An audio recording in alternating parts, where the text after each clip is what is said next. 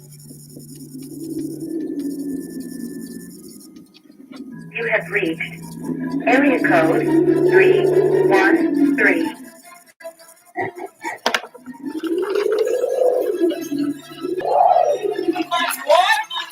All my live niggas in the 313.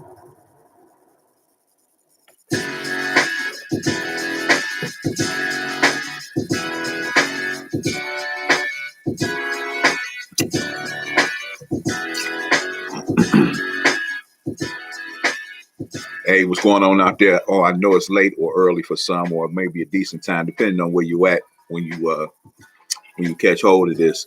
Like to welcome to another edition of No Fan Sports Sports Podcast via No Fan TV on YouTube. We're also doing this live on Instagram, and also you can catch this live on Anchor as well. Recording live on all three settings right now. Again, I'm your host. I go by New, just a simple NEW nickname that was given to me by a dear friend of mine, my man Don Q. May he rest in peace. I'm welcome you to No Fan Sports Podcast. But also, if you haven't been here before, I have to reiterate this every time we go.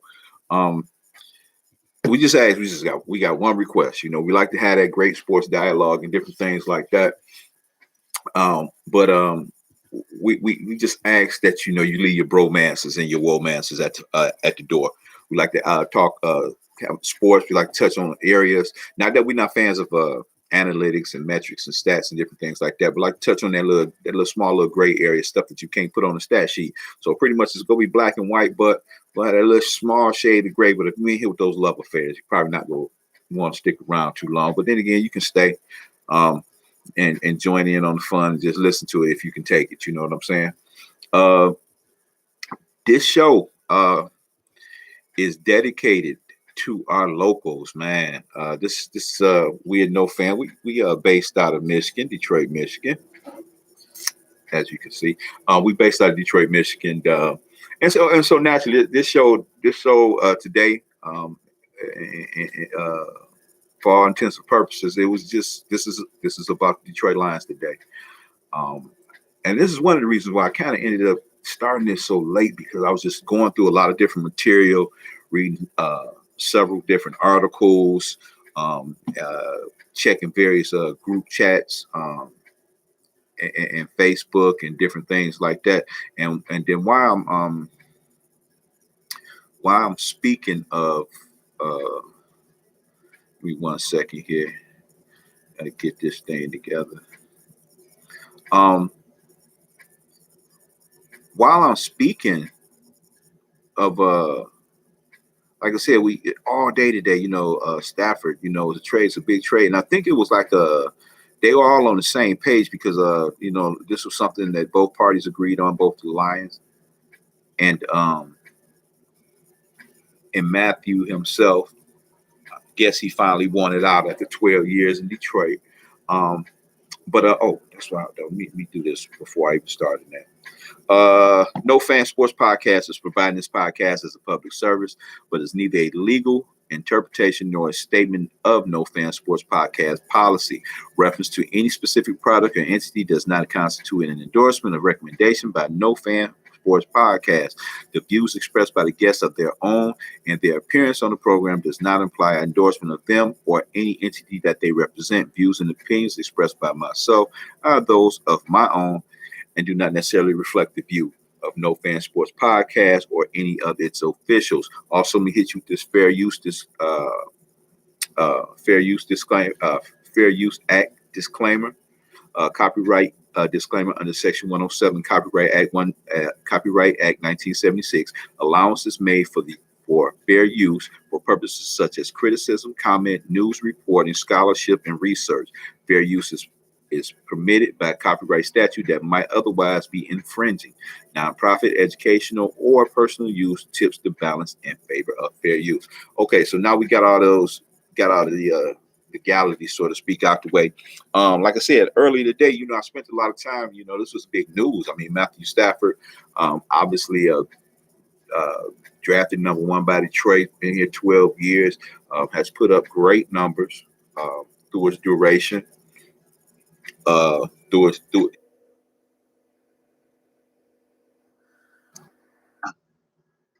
um, but his overall, his substance,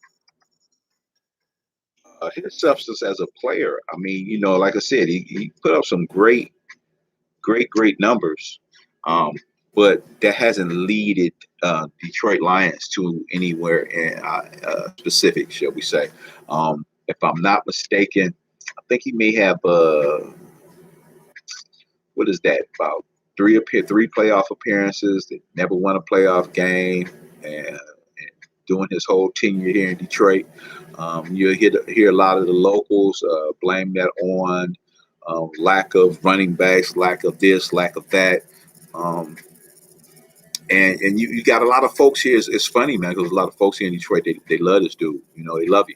And again, and it's funny about the Detroit fan base. They fall in love with a lot of, and I'm just like I said, I'm born and raised here, but they fall in love with a lot of our athletes in their individual activities instead of the what they were able to bring together and move the team forward.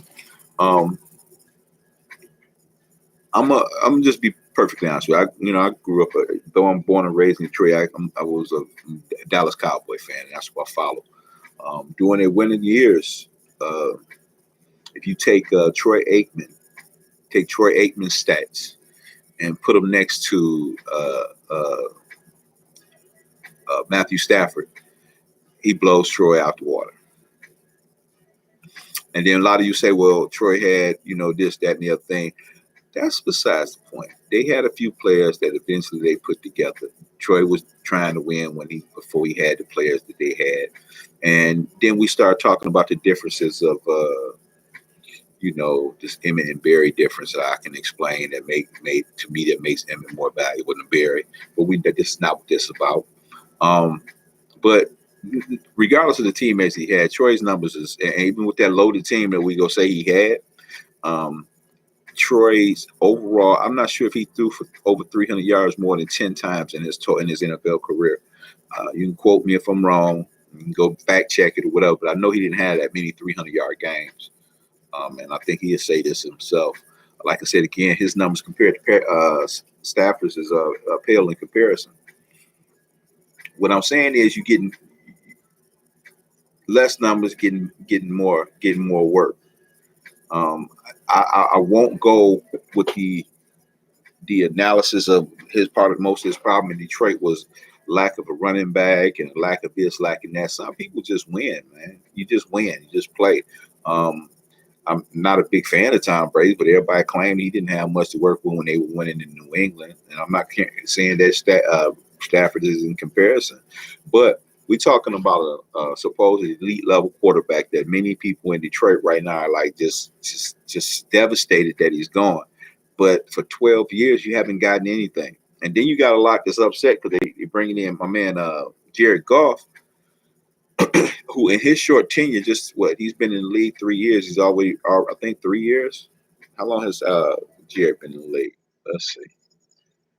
Is it 3 seasons? I think it is. But nonetheless, he's already been somewhere where Matthew Stafford has never been, haven't even been close, haven't even sniffed it. This guy is already a 5-year pro, and he's already tasted the Super Bowl. A 5-year pro, already, had a taste of the Super Bowl. Okay. And you got a lot of people upset that he's coming here because they think they losing here. A lot of Detroiters think that the trade-off wasn't worth it. Well, if Jared Goff is really not that great and can't take the franchise any further within the next 2 to 3 years, what have you really lost? Ask yourself, what have you really lost? Because within the next 2 to 3 years, And maybe Stafford, that's about how many playing years I think he may be worthy of. We're talking about a quarterback that's, played half a season last season, I think it was, or missed most of last season with back injury, had been playing with back injuries for a while now. So we're talking about a 12-year veteran, damaged goods, and you got a hefty, you brought in a hefty contract, but you only got 2 years to taste it. 2 years to taste it, you can move on, no losses. If you don't pan out, you move on, no losses. But like I said, we're still talking about a 2 to 3 year window for both parties involved. So you did get a younger quarterback that has been to the Super Bowl. This guy has at least been to the Super Bowl, somewhere that this current Matthew Stafford has never taken you. I'm not going to get into all the teammates and different things like that, whether, the Rams were a better team than what the Detroit Lions were during his entire 10 years. But if I'm not mistaken, it was a guy that my man retired. I say he retired him. And Calvin Johnson, he's called him Megatron, played 9 seasons with Detroit, arguably during his tenure, and he still probably can go down as one of the greatest receivers ever playing the game. Okay, we talking about a guy standing with 6'5", 230 or whatever, running the 4.3s, and this is who he had for 9 out of his 12 seasons. If you go back to the Dallas Cowboys, they'll tell you had this 3-headed monster, but if you look at it, it was a 3-headed monster that was just like they put up decent numbers between the 3 of them. Okay, they put up decent numbers between the 3 of them, carried the team. You got a franchise wide receiver such as Calvin Johnson, and they've had some decent running backs within the years. They just never went in that direction. I mean, a lot of teams don't like to run the ball nowadays. He did fall victim to that generation of NFL when everybody was going through this little pass happy thing, when he was trying to devalue the running backs and different things like that. But for the most part, leaders and winners, they just do these things. And if you go back and track Stafford's years and while he was in college, he had a loaded, well, I would say a stacked team there. If I'm not mistaken, 26 of those players that he played with went on to play in the NFL, or at least got drafted. He had a nice team over when he was at the University of Georgia, but he's just not a winner. And that's just the way I've always viewed him. It's some people have it, some people don't. He just fall into that category that don't. He'll walk away just like Phillip Rivers just walked away. A lot of numbers, brought some excitement, and he really didn't have an excuse. He had at least 2-3 good pieces over there. I mean, Hall of Fame pieces that he worked with over in San Diego when he was a Charger. Damian Thomason, my man Gates, Antonio Gates. It was no reason for that team not to succeed under his tenure. So sometimes you just have those quarterbacks that just can't get it done. They just don't have the it factor. Funny thing is, you bringing in a younger guy with just 5 years experience, he's already tasted the Super Bowl.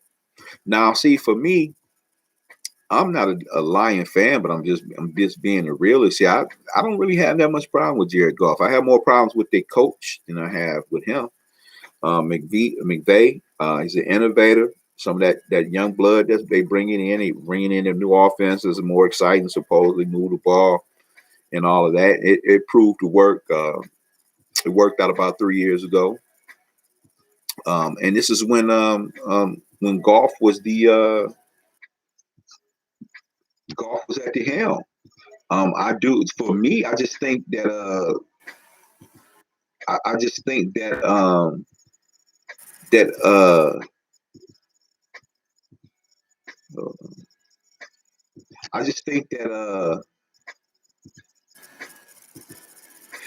the coach he's like he has some brilliant offensive mind to put together a great team down there in Los Angeles. They're in Los Angeles now, out there in Los Angeles. They're in Los Angeles now, the Rams. But it's just that kind of like overcoached himself or tricked himself. He got out-coached in the Super Bowl. Been getting out-coached recently. And then with the pressure added to the return, or trying to get back to greatness from which you came, that added pressure comes down on that quarterback. And I think both the quarterback and the coach end up pressing one another. And then, one pressure bust pipes. I don't think Goff is washed up. I think he's still got a lot of potential ahead of him. I think Detroit will serve him well. And he gets a chance to reinvent himself, and you gotta believe that you still winning because you got a guy that's been to the Super Bowl and got a chip on his shoulder by a team that gave up on him after he led them to the Super Bowl. So Goff gets here, by way of a trade that was put together by Detroit Lions new GM. They got a new GM over there. What is this? Where is he at? Where is he at? Oh my goodness. Brad Holmes. Brad Holmes is the new GM in Detroit. This guy, former player himself. He played a little ball. Got it from relatives. Relatives that played professionally in the NFL.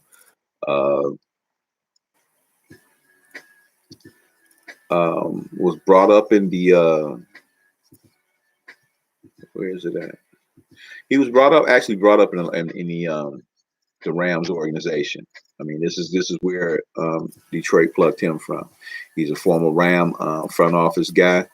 Was very intricate part of the drafting of Jared Goff. That's what kind of makes this even more interesting. He had his hands in the process. He was out there scouting and looking at these players out there, and so he was one of the people that gave the thumbs up to even go after Jared Goff and make him make him a line. And this is from an article that was written by a guy named Tim Twentyman, I think it is. I think this is a Detroit-based article. It says my man. Brad Holmes, he joined the Los Angeles Rams organization after college as a public relations intern in 2003, and then transitioned into working in the Rams scouting department in 2004. He turned that opportunity into an 18-year career with the Rams, working his way up from a national combine scout, area scout, national scout, before becoming director of college scouting in 2013. And one of Rams GM's Les Snead's most trusted members of his front office. Okay, this is my man Snead. My man Holmes coming up. This come from Pro Football Talk, and like I said, I spent a lot of time earlier today doing a lot of research. Trying to find some information. Who did the trade? How did it go about? This is what you want to do. You want to get that information, kind of get, so you can get your own formulate your opinion, because that's basically what this is all about at the end of the day. We all formulate our opinion.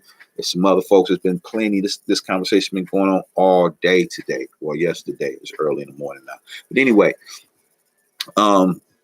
this is a little snippet from the Pro Talk Football site. It says those draft picks obviously show.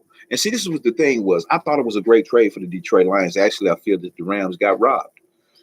You gave up on a young quarterback, and this is just on a pressing desire, just try to get back. You had a taste of that Super Bowl. You tasted that blood, so you pressing, trying to get back to that, get that flavor back. And so you pressing now.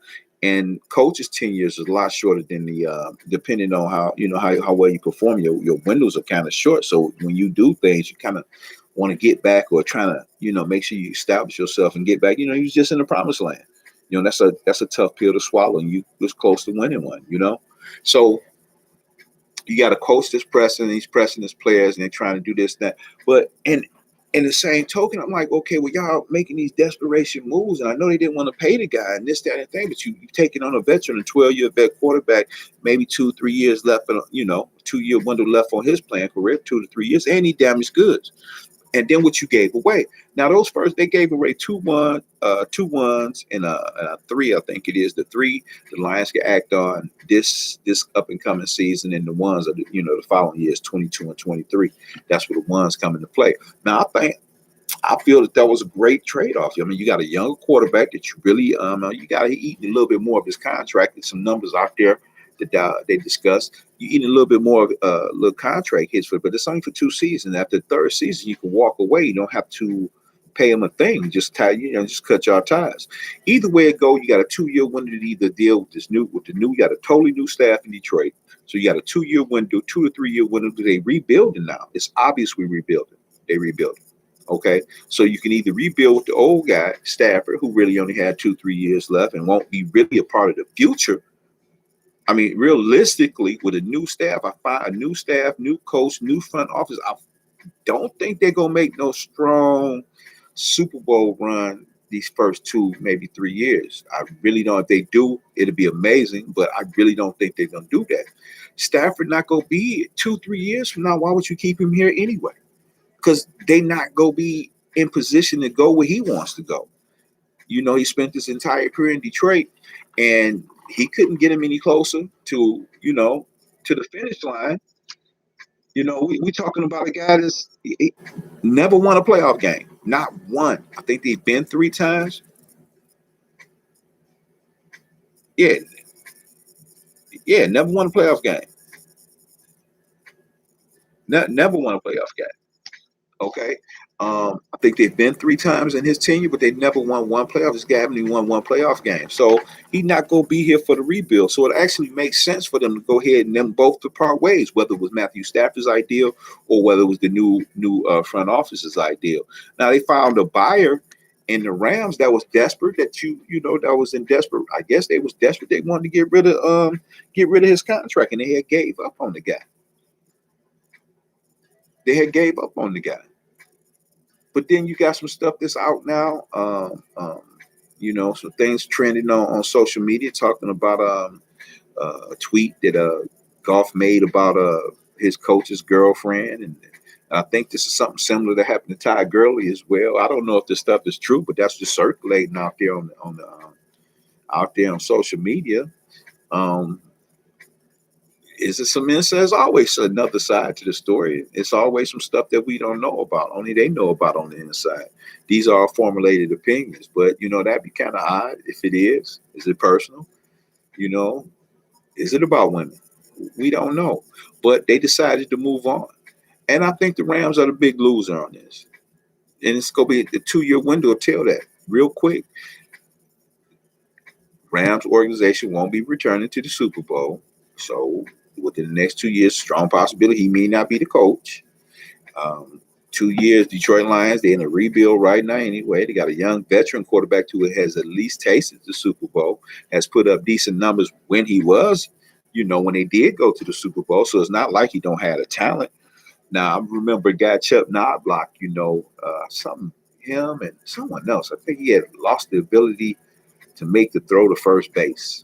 I forget what they call it. I gotta look that up. But anyway, unless he's lost his ability just to play the position as a whole, which we don't know because of. To me, I thought it was a coaching issue between him and McVay up there in LA.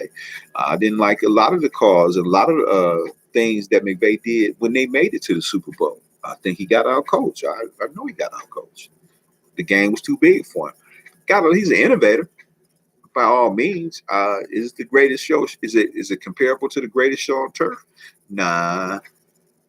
Only thing comparable to the greatest show on turf, and I still say the greatest show on turf is still, like, to me, the most exciting offense that I've ever witnessed in NFL history. Only thing you can probably compare it to right now is Kansas City's current situation.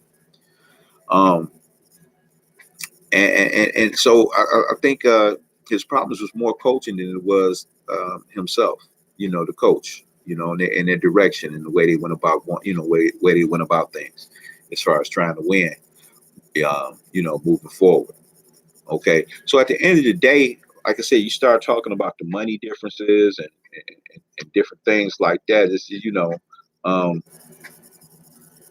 you figure out the connection. This is how this came about. So those draft picks, this is, like I said, this is coming from Pro Talk, Pro Sport. What is this? Pro Football Talk.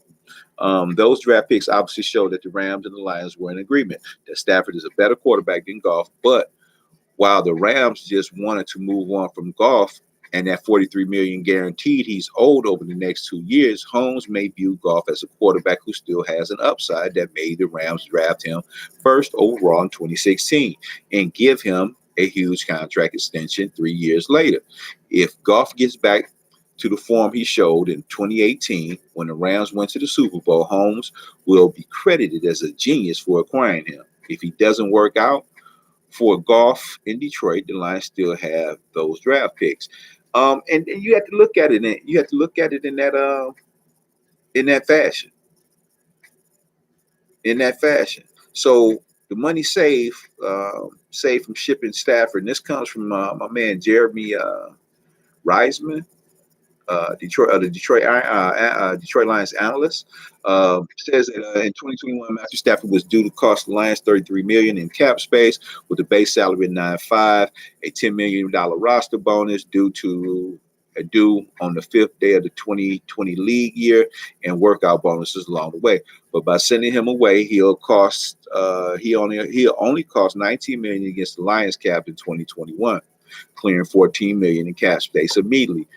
The Rams take the 9.5 and the $10 million roster bonus and the $500,000 in workout bonuses and the cap hit. For a cap hit of just $20 million for them. So the money kind of worked out a little bit. Now the Lions still on the hook for $43 million for Jared Goff. But the way I see it, this move probably cost them $10 million.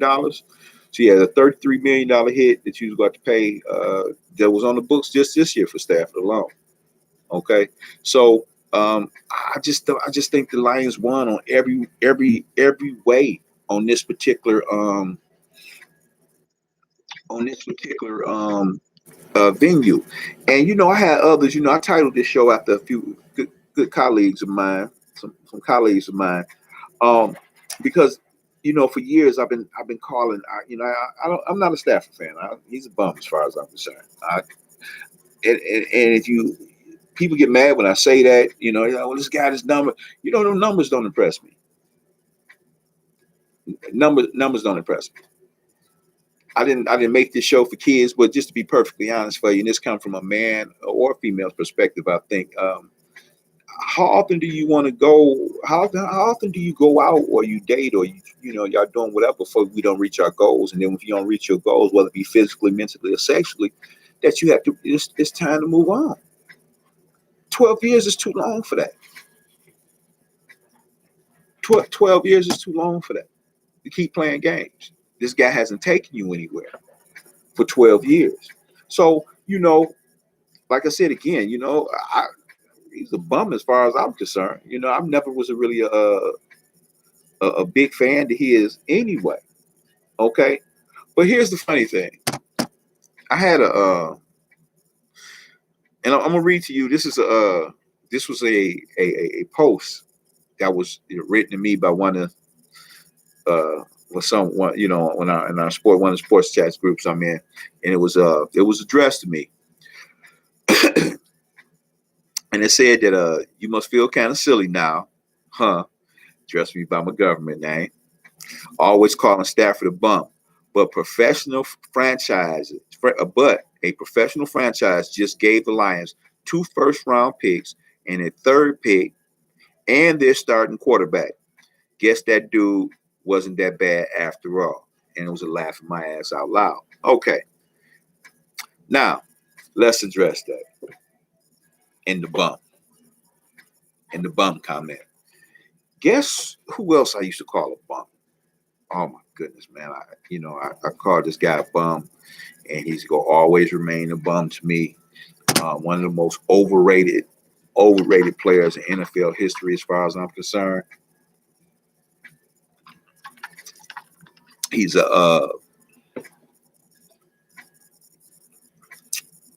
had to get the refreshments in. Anyway, he's a college Hall of Famer. NFL bust in my eyes. During the time when he first entered into pro football, there was this league that was started, ironically, by 45 was a part of it. He had a team. I think he played for 45's team, I think it was. Yeah, he did. The New Jersey Generals. That team was owned by 45. Herschel Walker. He opted. USFL was making a challenge run at the NFL, and they were able to grab a couple key big name players coming out of college that year. You know, this I think the league started in 82, 83 or whatever. Yeah, 83. Herschel Walker was one of the big names that they grabbed. They grabbed Herschel Walker. The New Jersey Generals did. I think Steve Young went over there. That played over there, and there's some and many transferred. For once the league became defunct, went on and had created had NFL careers. Anthony Carter. There was a lot of them. Michigan Panthers won their first USFL Bowl. Actually, the league was pretty competitive too. It was interesting, but then again, they was taking on the NFL giant. That's how the NFL and the AFL, AFC or the NFL and the AFL they merged. It became one conglomerate, and USFL was trying to, attack the beast. But Herschel Walker was one of those players, and when the league went under, he ended up landing in the home of my favorite, my beloved Dallas Cowboys, the American Cowboys. The American team. Yeah, I said it. Anyway, he landed in Dallas, and with his arrival in Dallas, they ended up trading away my all-time favorite running back, Tony Dorsett. They sent him away to Denver, and I was torn up about that at that time. I mean, I really was upset. I was upset with the organization. Organization was in the dumpers, and in the dumps, and but they, like I said, they had Herschel, and they had a lot of people that was all this Herschel this Herschel bandwagon, and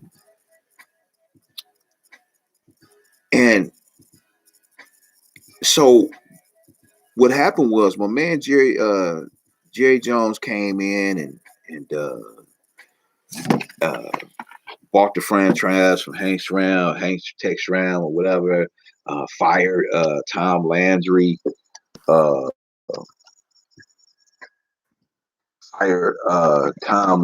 which was like he's iconic, football lore, especially there in Dallas. I did some great things with them in Dallas.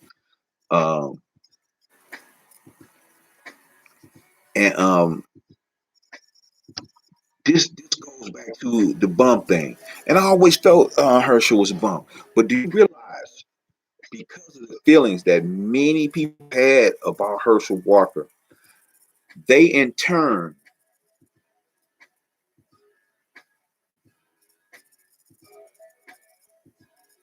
okay. Oh, yeah, this is good art. This is one I've been looking for. All right. So they in turn, the Dallas Cowboys, with Jerry Jones had bought the Cowboys, hired Jimmy Johnson as the head coach, and they sat in a war room and they came up with they found a buyer in Herschel Walker, because the league and everybody else was hung up on this dude. He was a physical specimen, but he was a bum. That guy was a bum. Put numbers, he just was a bum. He turned his hips, turned corners like he wanted to watch. As long as he kept his hips, what I'm saying. But once he got a straight ahead, it's fairly decent. But he still was just he was just a physical specimen. The guy was a bum. That's why I look back. Always will. Like I said, he's a college Hall of Fame. But as far as I'm concerned, that's why I call him a bum. Okay, so everybody was enamored and everybody was all hung up on this dude, So what Dallas did, they figured out, they said, who's their most valuable asset? And at the time, it was him, Herschel Walker. A lot of people wanted him still. So they sat in the war room and they decided to trade this dude, right? And his went down in NFL history as the greatest trade ever. Okay. Mike Lynn was the corporate at the time, the culprit at the time. He was a GM over there in Minnesota, for the Vikings. And this is what they got. The best trade in NFL history in my eyes, and this is coming from, what article is this? I'm reading this off of Herschel Walker and the Minnesota Vikings, the best trade in NFL. Nick Allen wrote this piece. This was back in 2009. Okay, so this says the best trade in NFL history in my eyes was when Dallas Cowboys traded Herschel Walker to the Minnesota Vikings. This trade was epic for the Cowboys, of course. In 1989, at the peak of Walker's NFL career, the Cowboys sent Herschel Walker to the Vikings for 5 players and 6 draft picks. The players were linebacker Jesse Solomon, defensive back Isaac Holt, running back Darren Nelson, linebacker David Howard, and defense end Alex Stewart. The picks, those were the players they got. So they got 5 players. I just named the players, and they got 6 draft picks out of this deal. Now the picks turned into players such as Emmitt Smith, Russell Maryland, Kevin Smith, and Darren Woodson. Emmitt Smith was one of the greatest, if not the best running back in NFL history. He is the all-time leading rusher with 18,355 yards. His 175 total touchdowns rank him second, just behind Jerry Rice. Okay. That was Emmitt Smith. Darren Woodson was selected 5 Pro Bowls, named All-Pro 4 times. Cowboys all-time leading tackle with 1,350. Walker played 2 years for the Vikings and never surpassed 1,000 rushing yards. He went on to play for the Eagles and then the Giants before he reacquired by the Cowboys. And it says, in my opinion, this is one of the best trades in NFL history, the one that built the Dallas Cowboys dynasty of the 90s. So this is about that bump, about the bump. And this leads me into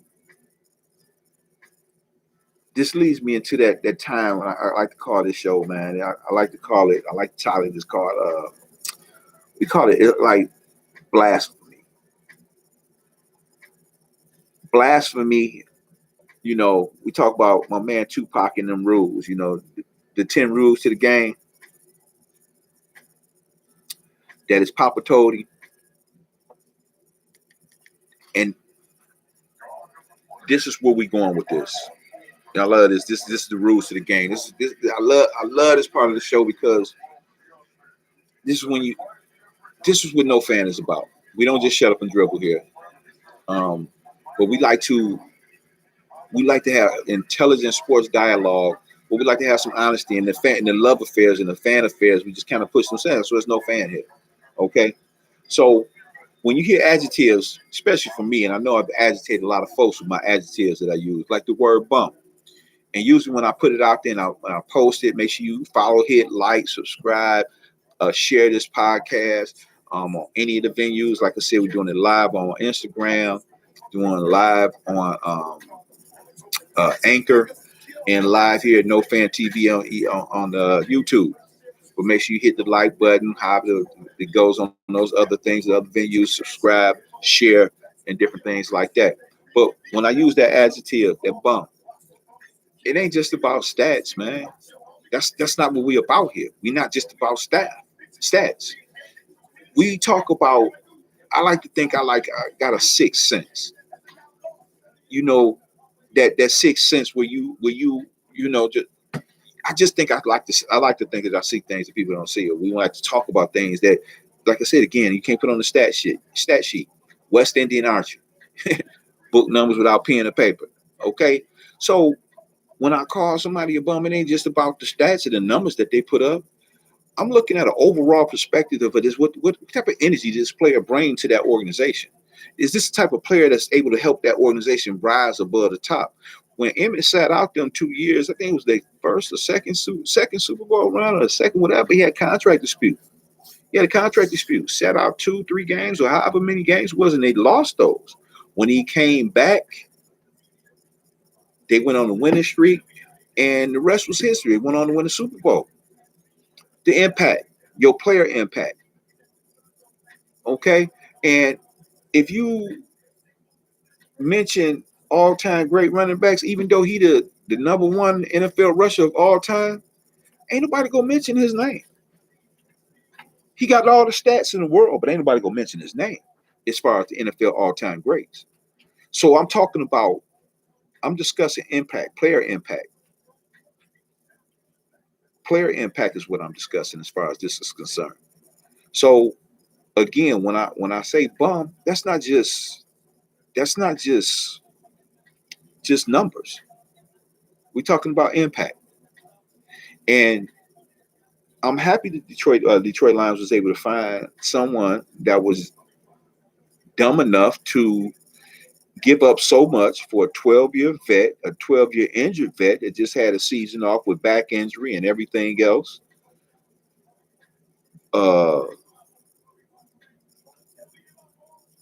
Back injuries,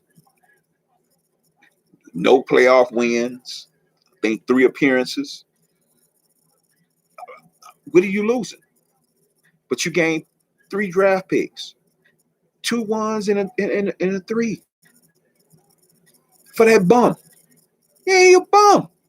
So going back to the message that was left for me, man, the Lions made out. And another bum that I called years and years ago, Herschel Walker's, ended up giving my team. That bum turned into 3 Super Bowls. And here's the funny thing about it, and I'm gonna part on this. That same Dallas Cowboy team that I'm talking about. In I think it was 1991, the Detroit Lions blew out the Dallas Cowboys. Blew them out. They went on to lose to Washington the following week, but they blew out the Dallas Cowboys. Right? After 91, Dallas goes on to win 3 Super Bowls. Could have probably ran off 4 in a row had Jimmy Johnson and Jerry Jones not went into their dispute. They had some man issues, and had they not had their little He-Man issues, they could have probably ran off 4 in a row, and they should have, rightfully so. Possibly even could have did pull it off 5. Okay, and this comes from trading a bump. So the ha ain't on me. The ha-ha's on you. You all, Darryl, Rodney, and Steven. The ha-ha's on you all. See, my bum got me Super Bowls. Maybe y'all bum get you one. Hey, I'm your host. I go by New, just a simple N-E-W. Like I said, nickname was given to me by a good friend of mine, Don Q. May he rest in peace. Again, hit the like button, share it. Check us out, subscribe, download. When you subscribe, you hit it, it'll pop up, lets you know when we on here at No Fan TV. But like I said again, make sure you share it. I appreciate you joining us. Take a look at it, pass it on. If you like it, thumbs up. If you don't like it, thumbs down. It makes a difference. Just let's get active with this. All right. I appreciate you all. Y'all take it easy. We'll see you next time. Peace. Y'all bum. Yeah, hopefully that bum gets y'all some. Oh my goodness, that bum. Yes, sir.